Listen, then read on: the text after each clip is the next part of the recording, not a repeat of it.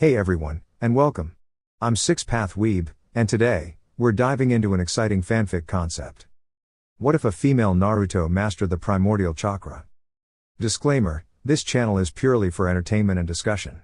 I do not own any anime footage used, all rights and credits belong to their respective creators and copyright holders. Now, let's jump right in. Kaguya Otsutsuki, the mother of all chakra, is a legendary and powerful figure whose tale has been passed down through the ages. Revered as the rabbit goddess, she is said to have given birth to two sons, Hagoromo and Homura, who were the first individuals to inherit the immense chakra that Kaguya herself possessed.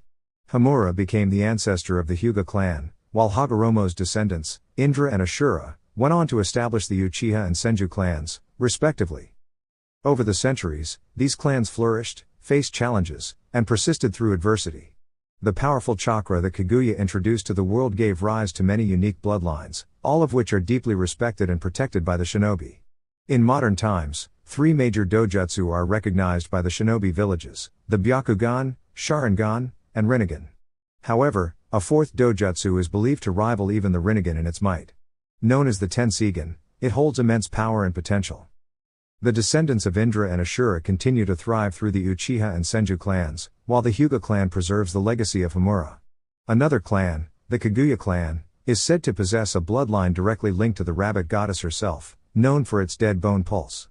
Though this connection is strong, there is another clan, now lost to history, that holds an even more powerful Kekkei Genkai. This bloodline, the Genten, or Origin Release, is believed to provide unmatched control over elemental affinities, as well as mastery over both yin and yang chakra. Although the Tenseigan and Genten are thought to be lost to time, the fragile peace of the elemental nations is on the verge of unraveling, and the return of these legendary powers is imminent. This time, they will manifest through a young girl with white hair. Naruko Namikaze is a curious and bright young girl. The daughter of the famous Yondaime Hokage, Minato Namikaze, and the courageous Kushina Uzumaki, Naruko's heritage was revealed to the village following the selfless sacrifices of her parents to protect Konoha. On the night of October 10, 8 years ago, the fearsome Kyubi no Yoko rampaged through the village, and only through the valorous actions of Minato and Kushina was the beast sealed away. The following morning, the Sandaime Hokage was reinstated and revealed Naruko's lineage and the burden she carried. To her surprise and delight, she was hailed as a hero by most of the villagers. Though some, driven by fear and misunderstanding, kept their distance, Naruko was largely respected and admired for shouldering a responsibility beyond her control. Though celebrated as a hero, Naruko is still a young child with much to learn. At the tender age of 4, she discovered her immense chakra reserves, which were even more abundant and dense than those of the Sandaime Hokage, Hiruzen Sarutobi. In order to help her control her powerful chakra, Naruko trained diligently in chakra control exercises, learning to read, write, and master the basics of ninja techniques. Her early development earned her the recognition of being a prodigy, and she quickly became known for her innate potential. The last 4 years have seen Naruko undergo further training, including elemental manipulation, under the guidance of some of Konoha's greatest shinobi, Hiruzen Sarutobi, Tsunade Senju, and Jiraiya. Under their watchful eyes, she has grown stronger, reaching the level of a skilled chunin and developing her own unique taijutsu style while learning various elemental jutsus, as well as her father's signature technique, the Rasengan. Today, however, Naruko's adventurous spirit led her to explore Konoha's Forest of Death. She had spent several hours navigating its dense terrain, and to her surprise, the wildlife had not shown any hostility toward her. Naruko was easily recognizable due to her distinctive features: her bronze-toned skin, strikingly white spiky hair with 2 bangs framing her face, and most notably, her pale turquoise-green eyes that lacked irises. Suddenly, she sensed movement nearby. Turning swiftly, she found herself face to face with a 4-person squad of unfamiliar shinobi. She stepped forward confidently, her sharp gaze locked onto them. "Who are you? You're not from Konoha, so why are you here?" she demanded. The group chuckled, and one of them responded, "Can't you tell by our headbands? We're from Iwa. Ever heard the saying, the actions of the parent affect the child? We're here to settle a score for all the Iwa shinobi your father defeated." With that, they lunged at Naruko. Thinking quickly, Naruko dodged and darted into the forest for cover. This is bad. They're all at Jounin level, fighting them head-on would be reckless. I need to think fast and find a way to get help. As she raced through the trees, Naruko skillfully evaded the weapons and jutsu hurled at her, aiming to make her way back to the forest entrance. Unfortunately, she had wandered deep into its heart, making escape difficult. She managed to avoid most of the attacks, but then an earth-based jutsu struck her, sending her crashing into the trunk of a tree with tremendous force. The impact left her dazed. As she struggled to regain her bearings, she saw the Iwa shinobi closing in. They grinned, convinced they had her cornered. "You're as elusive as your father, but this ends here," one of them sneered, drawing a kunai. He advanced swiftly, ready to strike. Naruto instinctively shielded herself, eyes squeezed shut, bracing for the attack. But instead of pain, she felt a sudden shift in the environment. When she cautiously opened her eyes, she was met with an astonishing sight. Thick wooden branches had emerged from the trees, forming a protective barrier around her. "Makuten?" she thought in shock.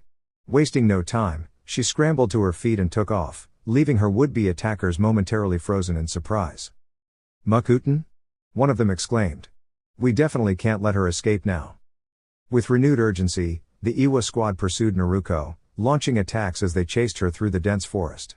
Realizing she needed to create some distance, she made a quick hand seal. "I hope this works." Focusing her chakra, she called out, "Katen." Great fire annihilation. A massive wave of flames erupted from her, engulfing the area ahead. The Iwa shinobi's eyes widened as they attempted to dodge, but one of them was caught in the inferno before he could react. His teammates watched in horror as the flames consumed him. "You'll regret that," one of them shouted, fury igniting their attacks. Naruto was just as stunned. To her knowledge, she didn't have a fire affinity, she had only recently started training with this jutsu under Hiruzen's guidance. But there was no time to dwell on it. Taking advantage of the moment, she pushed forward, sprinting toward the forest's edge. The chase continued, the Iwa shinobi growing weary from their relentless pursuit. Naruto, however, miscalculated her footing and was struck once again. This time, the Iwa shinobi wasted no time. They closed in, prepared to finish her off. "This is the end," one of them declared. Desperate, Naruto clenched her fists and shouted, "Leave me alone." A sudden, overwhelming force exploded outward from her. A crushing, invisible energy rippled through the forest, obliterating everything in its path. The ground was left barren for nearly a mile, the trees reduced to nothing but splinters. The Iwa squad was gone, completely erased by the sheer force of the power she had unknowingly unleashed. Naruto stood in the midst of the devastation, eyes wide with disbelief. Whatever had just awakened within her was unlike anything she had ever felt before. Without wasting another second, she turned and made her way home, determined to tell her family what had transpired. As Naruto emerges from the forest, she spots Jiraiya, Tsunade, and Hiruzen leading a team of shinobi in a search effort. The moment they see her, they rush toward her, with Tsunade reaching her first. "Naruto namikaze!" Tsunade exclaims, her voice filled with both concern and frustration. She swiftly lifts Naruto by the collar, bringing her face to eye level. "What were you doing in the forest of death? And what was that explosion we saw? Explain yourself." Naruto nods quickly, understanding that it's never wise to test Tsunade's patience. Though Tsunade is warm, caring, and protective, her temper is legendary. Naruto respects her deeply and knows better than to push her limits.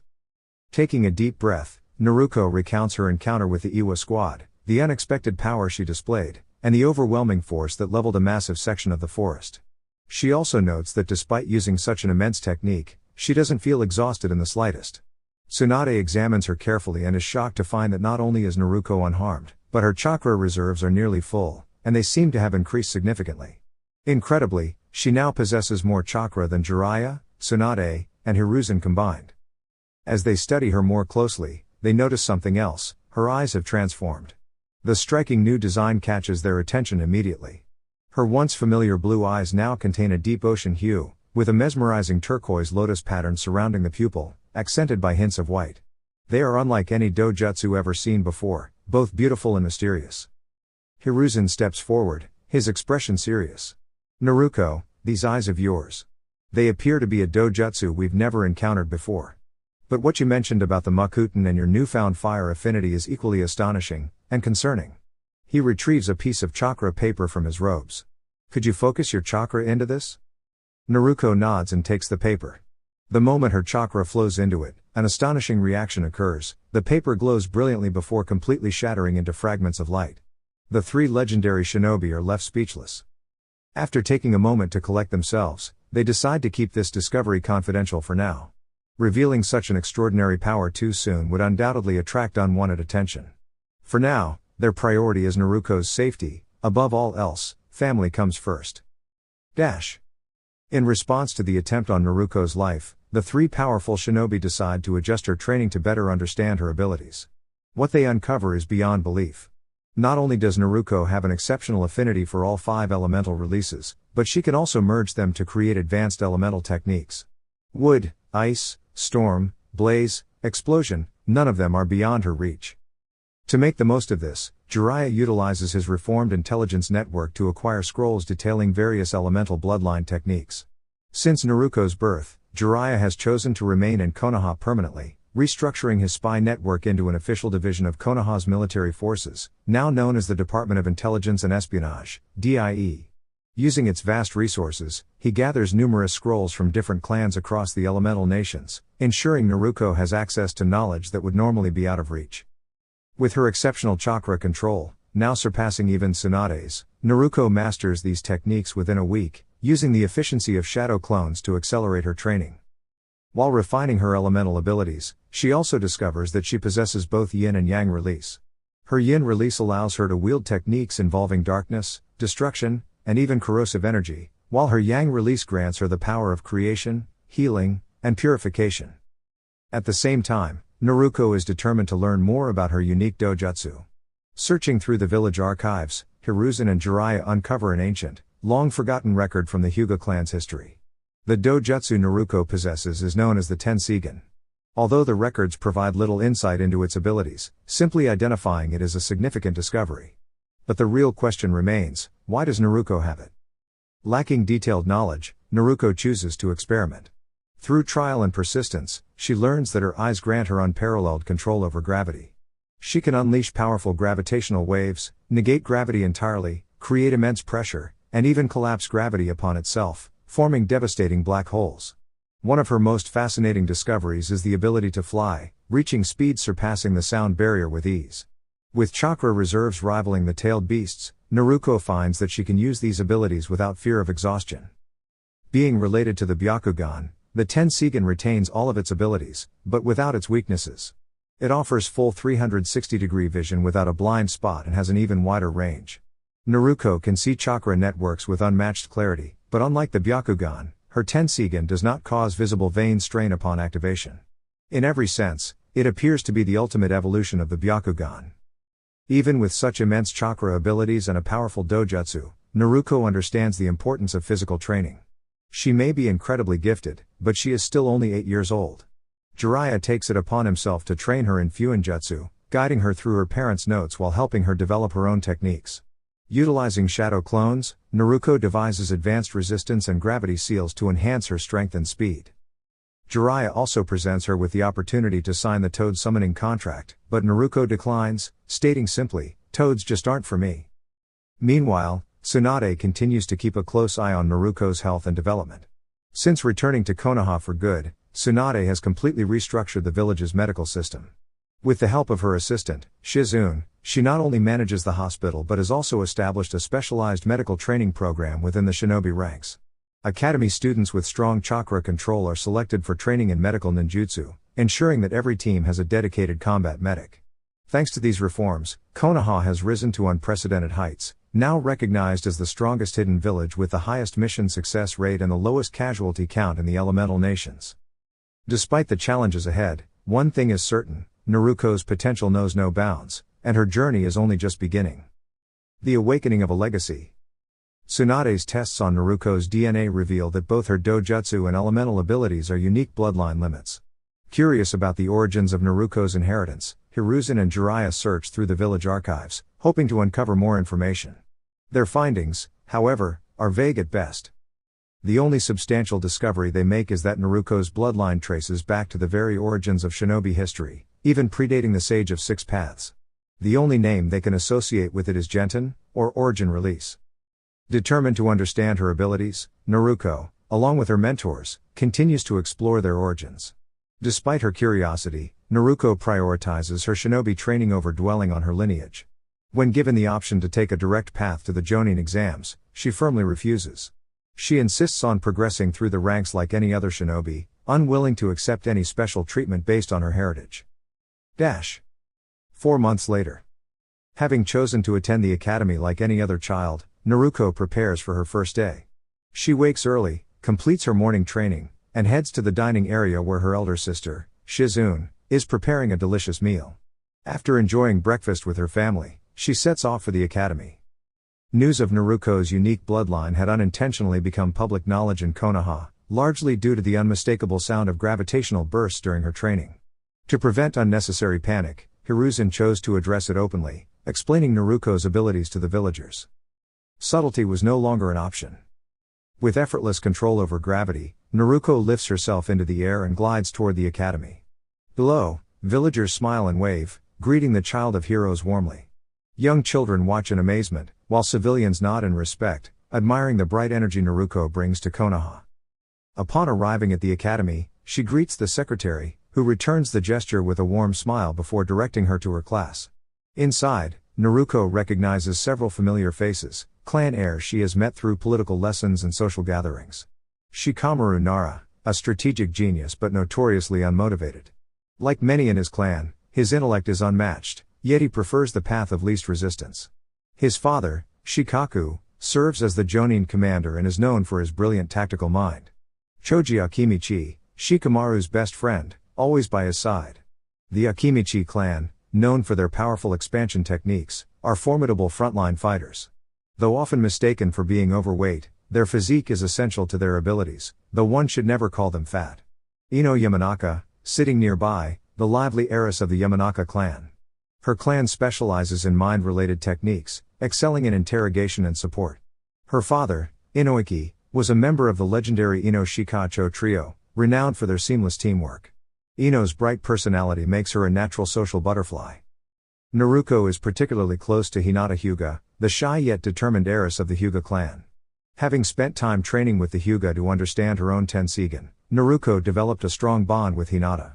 Though initially hesitant, the Hyuga elders eventually agreed to teach Naruko about the Byakugan, allowing her to deepen her understanding of dojutsu. Hinata, however, struggled with confidence, an issue that worsened following a terrifying night from her past. A fateful night, flashback. During a training session with Hisashi Hyuga, Naruko suddenly sensed an unfamiliar chakra signature. Activating her Tensigen's advanced vision, she spotted an intruder fleeing the compound, with Hinata trapped inside a rucksack. Master Hisashi. Naruko called urgently. Someone has taken Hinata. I'm going after them. Before Hisashi could respond, Naruko propelled herself forward, moving at blinding speed. With the kidnapper trying to escape, Naruko quickly formed a single-hand seal. In an instant, tree branches erupted from the ground, binding the intruder in place. Wasting no time, she retrieved the rucksack and gently freed Hinata, who clung tightly to her. You're the Namikaze girl. The intruder exclaimed, struggling against the restraints. Let me go. Naruko remained firm, her eyes sharp with determination. You attempted to take the Hyuga heiress. Why? Her voice was calm yet unwavering. The captured intruder let out a low chuckle. Why do you think? The Byakugan is a valuable asset. We need more of them, and she is the key. Naruko's expression darkened. The casual disregard for Hinata's humanity unsettled her. Before she could respond, a familiar voice interrupted. Naruko. It was Hiruzen, accompanied by Hisashi Hyuga. Seeing his daughter safe in Naruko's arms, Hiyashi's relief was immeasurable. He immediately asked Naruko to escort Hinata back to the Hyuga compound while he and Hiruzen handled the situation. The captured intruder was later handed over to Konoha's intelligence division for interrogation. It was soon discovered that the mission had been orchestrated under false diplomatic pretenses, an attempt to secure the Byakugan for another village. The revelation angered Konoha's leadership, reinforcing the harsh truth that in the world of shinobi, power was often valued above individuals. For Naruko, it was a sobering lesson, the realization that some see people not as individuals, but as tools to be used. Hinata, already struggling with self-confidence, withdrew even further after the incident. Fear clouded her training, her gentle fist technique suffered, and her anxiety around others deepened. But Naruko refused to let her friend succumb to fear. Through patience and encouragement, she helped Hinata rediscover her strength, forging a friendship that would last a lifetime. End of flashback. From that moment on, Naruto understood that the world of shinobi was not simply about missions and training, it was also about facing difficult truths. Yet, rather than be disheartened, she resolved to stand firm, ensuring that no one around her would ever feel powerless again. With her goals set, her determination unwavering, and her bonds with her friends growing stronger, Naruto was ready to take her first step toward becoming a true shinobi. Naruto winces at the memory of that night. Still, the bond she and Hinata share was formed then, and while it wasn't the most pleasant experience, she is happy for her friend now. She offers Hinata a warm smile, and Hinata returns the gesture before giving her a small wave. Seated behind Hinata is Kiba, the heir of the Inuzuka clan. The Inuzuka are renowned for their sharp senses, their partnership with Ninken, and their strong sense of loyalty, almost like a wolf pack. Kiba is outspoken and confident, always eager to prove himself. His admiration for Hinata is obvious, though she sees him only as a friend. Additionally, Kiba has a self-imposed rivalry with Naruto, despite her indifference to it. Naruto's strength is well known throughout Konoha, earning respect even from Kiba's own mother. This frustrates Kiba, as he feels overshadowed. It bothers him even more that Naruto doesn't seem to acknowledge their rivalry, making him feel like she doesn't even see him as a challenge. Another student who intrigues Naruto is Sai. He's a mystery, appearing out of nowhere, with no known family or connections. His expressions are as unreadable as stone, and his ever-present, artificial smile unsettles her. No one seems to know much about him, and something about him just feels off. Naruto prefers to keep her distance. In contrast, Shino Aburame is reserved, but Naruto actually enjoys his company. The Aburame clan specializes in using kikaiku, insects that consume chakra, as well as gathering information through their unique communication with bugs. Their calm, analytical nature makes them highly intelligent, rivaling even the Nara clan. Despite his quiet demeanor, Shino has become one of Naruto's close friends. On the other hand, Sakura Haruno, a civilian girl, is a bit of a puzzle. She has developed an intense admiration for Sasuke Uchiha, despite not having any real reason beyond his reputation. Unlike his twin sister, Satsuki, or his older brother, Itachi, Sasuke has yet to show the same level of talent. Still, in Sakura's eyes, Sasuke can do no wrong. Naruto feels a bit sorry for her, noticing her lack of training and limited chakra reserves. She hopes Sakura will take her shinobi training seriously or consider stepping away if it's not truly her path. Sasuke and Satsuki Uchiha, the twin heirs of the Uchiha clan, come from a family with a tragic past. Years ago, their clan was nearly wiped out by their older brother, Itachi, leaving only their mother, Mikoto, and the twins behind. The Uchiha are famed for their powerful fire techniques and the legendary Sharingan. To Sasuke's frustration, Satsuki awakened her Sharingan at age 8, with 2 tomoe in each eye, while he is yet to unlock his own. He has even demanded that his mother and sister help him awaken it, but they refused. Satsuki, annoyed by his attitude, even put him in his place when he got too rude. Despite being twins, their personalities couldn't be more different. Satsuki is kind-hearted and fiercely loyal, much like their mother. Sasuke, on the other hand, is impatient, ambitious, and envious of those with more power. While Naruto shares a friendly bond with Satsuki and Mikoto, she tends to avoid Sasuke. He, in turn, keeps his distance, except when demanding Naruto share her strength, insisting that she doesn't deserve it. Their relationship is anything but friendly. Naruto then shifts her attention to the only red-haired student in the class. Her name is Tuya, an orphan found in a devastated village within the Land of Fire. She was brought to Konoha by a passing shinobi team and has made a name for herself with her bold personality. Though she doesn't openly admit it, she has a soft spot for Naruto. Despite her young age, Tuya has a sharp tongue and isn't afraid to speak her mind, even to some of the village's most respected figures. Naruto takes a seat beside her, smirking as she greets her. "Hey, Tuya." The redhead gives a knowing grin. "Took you long enough." The two engage in light-hearted banter, their conversations often filled with playful jabs. "Honestly," Tuya says with a huff, "I don't get why you bother sticking around in the academy. You could probably take on Jounin-level shinobi already. What's the point of sitting here for 6 years?" Naruto chuckles as Satsuki joins them. "Hey, you too," Satsuki greets. Tuya smirks. "What do you want, Satsuki?" Satsuki raises an eyebrow but doesn't take the bait. Naruto grins at the exchange. "Hey, Satsuki-chan. Is Sasuke still sulking?" Satsuki sighs. "Yeah. He's still distant, always talking about avenging the Uchiha. He's upset that Mom and I don't share the same mindset. We both know revenge only leads to more pointless fighting. Naruto nods in understanding, but Tuya just smirks. Well, at least you've got some sense. Their conversation continues until their teacher, Iruka Umino, enters the room. He quickly gets the class's attention using a jutsu that makes his voice louder. Alright, class, he announces, today, we'll be conducting an assessment of your strengths and weaknesses. Follow me to the training grounds. The students shuffle outside, eager, some nervous, to see how they measure up. First, Iruka continues, we'll begin with the taijutsu examination to establish the class rankings. The students brace themselves. It's time to prove what they're capable of. The matches that day were rather uneventful.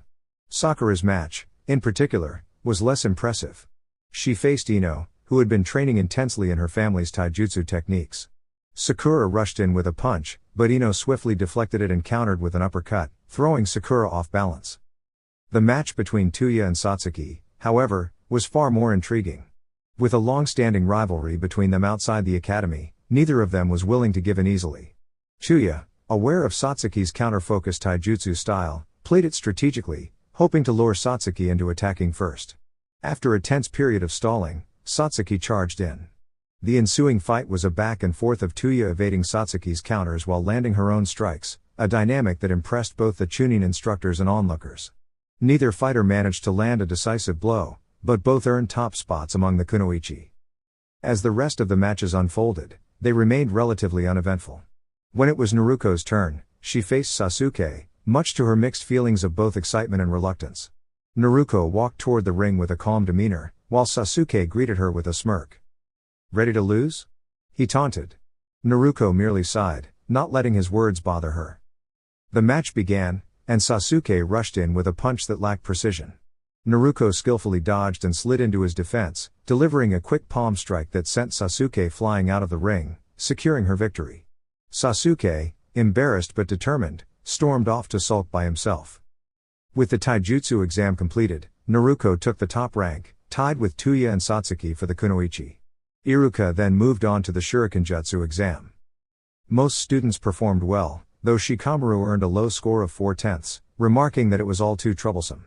The competition was fierce, with Satsuki claiming victory over Tuya, earning a 9/10, while Tuya scored a 7/10. Sasuke received an 8/10 overall. When it was Naruto's turn, she stunned everyone by throwing 10 shuriken and 10 kunai all at once. She scored a 9/10, tying with Satsuki for the top spot. The ninjutsu exam followed, testing students on basic techniques like henge, kawarimi, and bunshin, alongside 2 personal jutsu of their choice. All students passed, with more advanced techniques earning additional points. Tuya performed the basic techniques and showcased Doden and Katen jutsu. Satsuki completed the academy's required jutsu and demonstrated Katen and Raiten. Hinata performed Fuuten and Suten in addition to the basic techniques. Sasuke executed the basics and performed 2 Katen jutsu. As for Naruto, she breezed through the Academy 3 with no seals, followed by a Hyoton technique that created a majestic unicorn sculpture, and a Makuten technique that summoned a massive titan, which smashed the unicorn. Naruto's performance earned her top marks in the ninjutsu exam. When the results were announced, Naruto stood as the top student, with Tuya and Satsuki tied for second. Naruto grinned, knowing that the journey ahead would be full of excitement. After the academy day concluded, Naruto invited Satsuki and Tuya to join her in celebrating their successful first day. They happily agreed, and Naruto took them to her favorite restaurant, the White Dove. The trio shared stories, aspirations, and dreams over a delicious meal before leaving the restaurant. Naruto decided to walk them home. As they strolled through Konoha's busy streets, Naruto sensed 3 chakra signatures, which triggered an unpleasant memory. With the Uchiha district nearby, they made their way there first. The district, mostly vacant, offered an opportunity to confront the situation privately. The presence of the Iwa ninja became clear, and Naruto's expression darkened as she recognized their headbands. Iwa. She muttered under her breath. Satsuki and Tuya immediately tensed, sensing the danger. Naruto, not wanting her friends to be involved in the impending conflict, decided to attempt a peaceful resolution.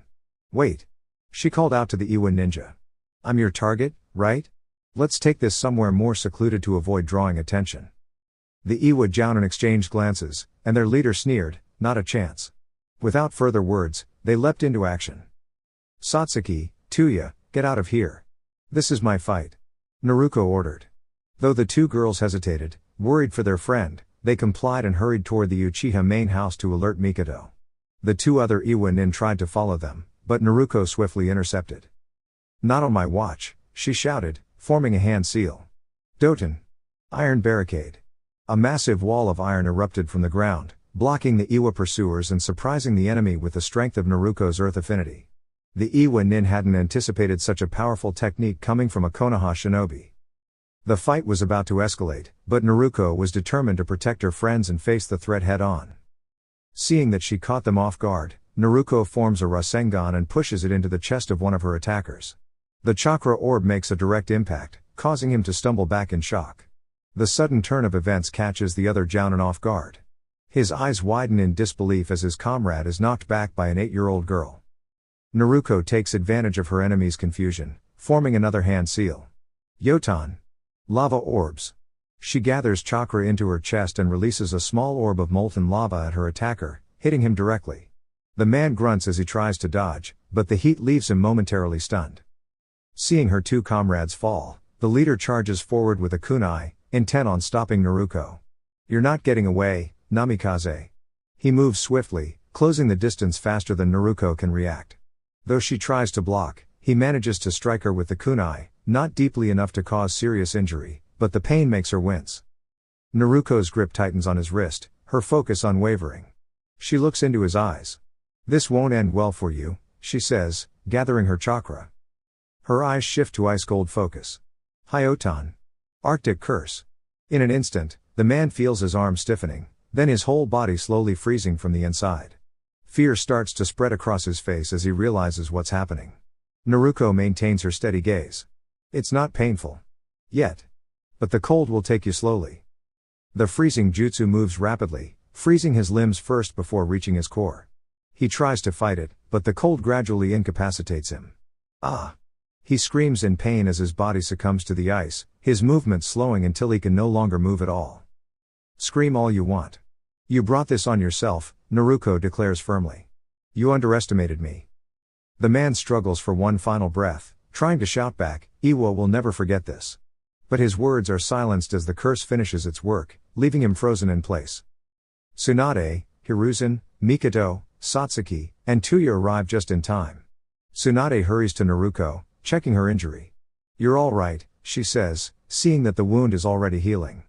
Hiruzen asks Naruto what happened, and she explains the entire situation, clearly but without any malice. Hiruzen turns to Jiraiya, his voice serious. This is troubling. The hidden villages are becoming bolder. Jiraiya watches as Satsuki, Tuya, Mikoto, and Tsunade fuss over Naruto, concerned about her fighting alone. Though Naruto looks slightly annoyed at their overprotectiveness, there's a soft smile on her face, showing her gratitude for their care. She's strong, Jiraiya says, nodding thoughtfully. An 8-year-old shouldn't be this powerful. And her strategic mind is sharp too. Hiruzen agrees. She has the strength of a cage with her jutsu and dojutsu. Physically, she's still young, but her abilities are already extraordinary. After everything is cleaned up and the area restored, the group heads home. Satsuki and Tuya, still worried about Naruto, insist on staying with her, much to Jiraiya's amusement. However, Tsunade makes sure to remind him that they're still children and need to be kept safe. As Naruto settles into bed later that night, she makes a vow to herself. She doesn't desire fame, nor does she aim to be the strongest in the world.